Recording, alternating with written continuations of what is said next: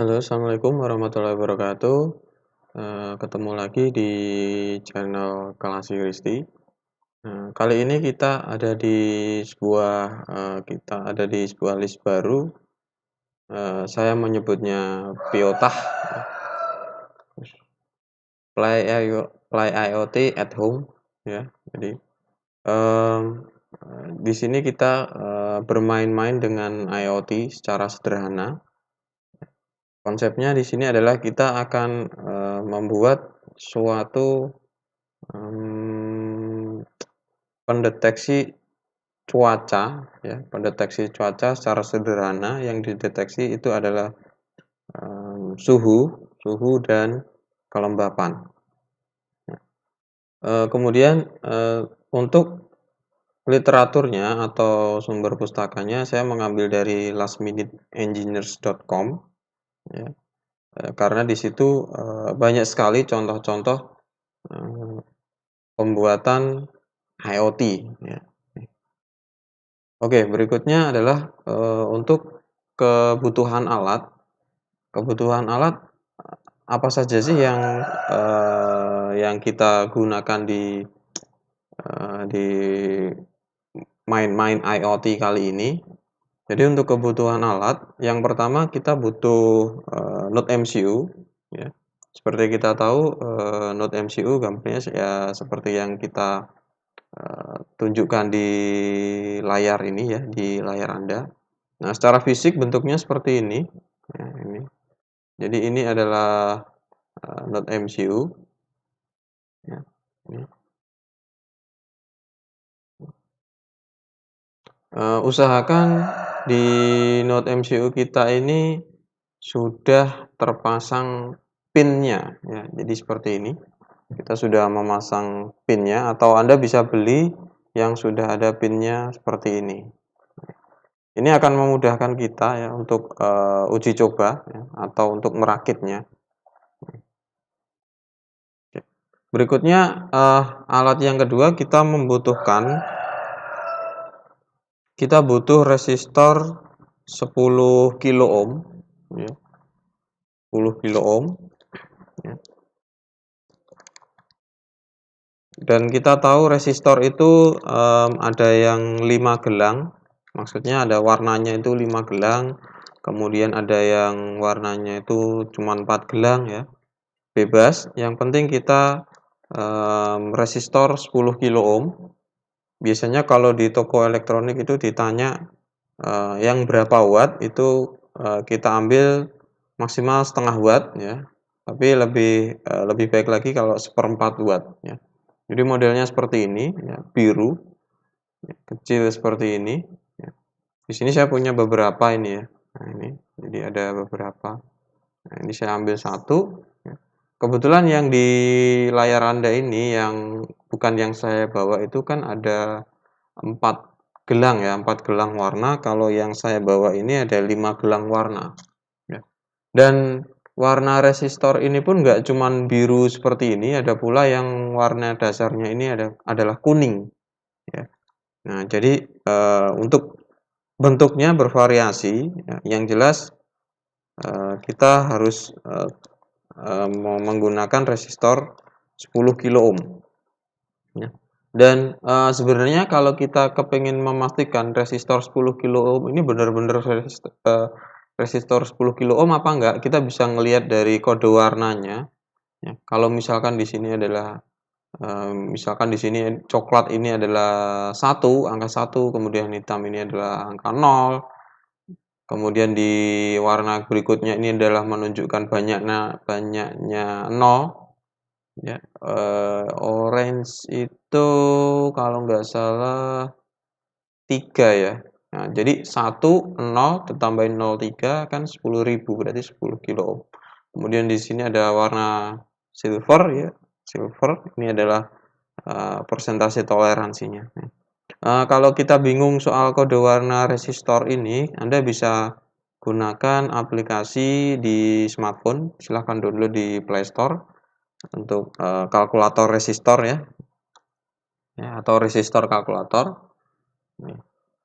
Kemudian alat berikutnya yang kedua atau komponen berikutnya yang paling penting nomor 2 adalah sensor DHT22.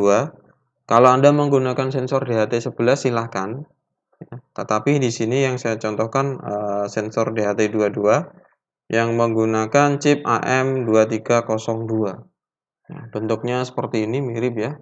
Nah, ini adalah sensor DHT, DHT22. Nah, kemudian untuk keterangan pinnya ya, kita lihat mulai dari kiri. Kalau kita lihat di sini pin nomor 1 ini adalah VCC. VCC itu adalah untuk tegangan positif ya. Tegangan positif. Kemudian yang pin kedua dari kiri. Pin kedua dari kiri itu untuk data ya. Kemudian yang ketiga ini untuk NC ya. Kemudian yang terakhir keempat ini untuk ground ya. Ground. Oke. Berikutnya untuk komponen berikutnya adalah project board ya. Bentuknya seperti yang Anda lihat di layar Anda. Secara fisik bentuknya seperti ini. Ini adalah project board ya. Nah, gimana sih kok bisa ya kita membuat prototipe dengan menggunakan project board? Ya, bisa karena di dalamnya project board ini sudah ada sirkuit-sirkuit ya, sirkuit kabelnya lah ya. Nah, sirkuitnya bentuknya seperti apa? Nah, jadi kalau misalkan di sini di gambar ini misalkan saya tambahkan, jadi bentuk sirkuitnya itu ya. Jadi kalau kita pegang seperti ini ya, dalam posisi landscape ya. Jadi landscape. Jadi ini tengahnya ini horizontal. Ini. Kalau kita lihat di sini itu setiap satu kolom ya, setiap kolom ini dia terhubung menjadi satu jalur ya. Ini. Jadi ini kalau kita lihat ini setiap satu kolom ini terhubung menjadi satu jalur. Nah, nanti untuk yang apakah terhubung dengan yang di kolom bawahnya? Tidak. Jadi kolom yang atas jalur 1 itu terhubung. Kemudian kolom bawah jalur kolom yang bawah yang pertama ini sebelah kiri ini dia juga terhubung yang di sini. Tetapi yang atas dan yang bawah ini dia tidak terhubung sama sekali atau terpisah. Jadi kalau kita gambarkan di sini seperti garis lurus ya, vertikal ya di sini. Jadi di sini, jadi setiap di sini sirkuitnya seperti itu. Kemudian peralatan berikutnya yang kita butuhkan adalah kabel jumper. Ya. Kabel jumper bentuknya seperti yang Anda lihat, secara fisik seperti ini. Kalau kita lihat, nah ini adalah kabel jumper.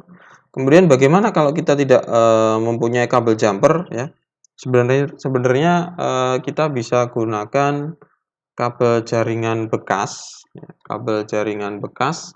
Kemudian kita kelupas. Nah, di dalam kabel jaringan bekas itu kan ada 4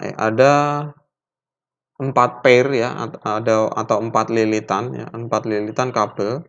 Nah, kalau kita ambil itu seperti ini ya, seperti ini. Nah, silahkan Anda lepasin masing-masing pair ini menjadi satu persatu ya, Anda lepasin. Setelah Anda lepas kemudian ya, kemudian silahkan Anda kupas setiap ujung dari kawatnya kabel jaringan ini ya. Nah, silahkan Anda potong sesuai kebutuhan. Ya, silahkan Anda potong sesuai kebutuhan, kemudian Anda kupas ujung-ujungnya. Kita bisa gunakan itu untuk lebih hematnya. Nah, berikutnya yang kedua ya, kabel micro USB. Yang keenam, kabel micro USB ya.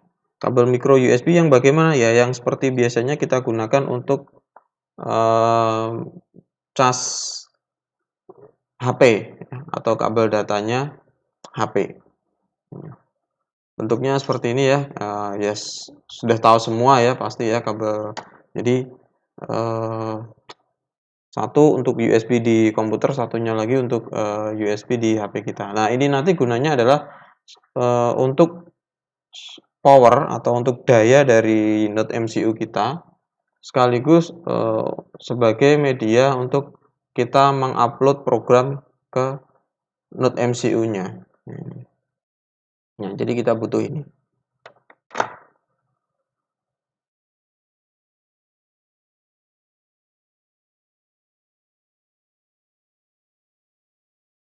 Nah, berikutnya adalah skema rangkaian ya. Skema rangkaian saya ambil dari websitenya lastminuteengineers.com ya, sama. Di sini kita cuma membutuhkan satu node MCU, kemudian ada 4 kabel jumper, ya, resistor dan DHT, dan sama ini project boardnya ini. Nah, ini. Skemanya di sini adalah silahkan Anda perhatikan ya.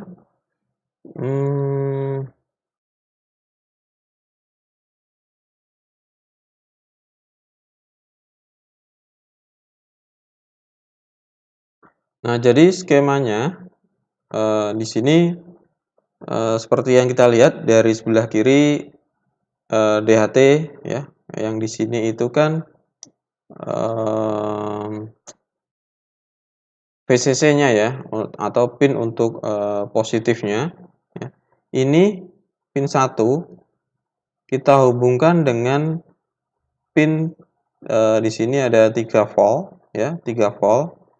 Ini kita hubungkan. Ingat ya tadi si breadboard tadi koneksi model sirkuitnya seperti ini ya. Jadi setiap kolom ya, baik kolom atas maupun kolom bawah itu terhubung sirkuitnya secara vertikal satu persatu ya. Dan kolom 1, 2 dan seterusnya sebelahnya itu tidak akan terhubung ya. Kemudian dengan kolom yang bawah-bawah ini juga tidak akan terhubung. Jadi dia terhubungnya cuma satu ya, seperti ini. Oke, kembali lagi. Di sini ada pin 1 kita hubungkan dengan 3 voltnya Node MCU. Kemudian di sini ada ground ya. Kita hubungkan dengan pin 4, pin 4-nya DHT atau ground-nya ya. Nah, kemudian di sini ada pin D8 ya. D8, saya bingung nulisnya D8. Nah, ini ya. Pin D8 kita hubungkan dengan pin kedua. Nah, ini. Pin kedua dari DHT 22 atau DHT 11. Nah, ini kita hubungkan dulu ya. Nah, kemudian yang keempat adalah kita tambahkan daya ya. Kita tambahkan daya ke pin 2. Nah, ini ya. Kita fokus ke sini. Kita tambahkan daya ke pin 2. Jadi yang di sini yang 3 volt ini ibaratnya nih kita cabang ya. Kita letakkan di sini dulu ya. Nah, supaya dayanya tidak berlebih, maka kita butuhkan resistor 10 kilo ohm kita tadi. Ya. Supaya dayanya tidak berlebih, kita butuhkan resistor 10 kilo ohm. Kita sambungkan di sini, kita letakkan di sini ya. Nah, otomatis di sini dia akan terhubung ke pin 2. Pin 2 dari DHT. Nah, jadi itu adalah skema rangkaiannya. Ya. Nah, jadi ini semua, materi ini semua didapatkan dari lastminuteengineer.com ya. Untuk URL-nya seperti ini, silahkan Anda akses. Nanti untuk juga akan saya cantumkan di kolom deskripsi. Ya.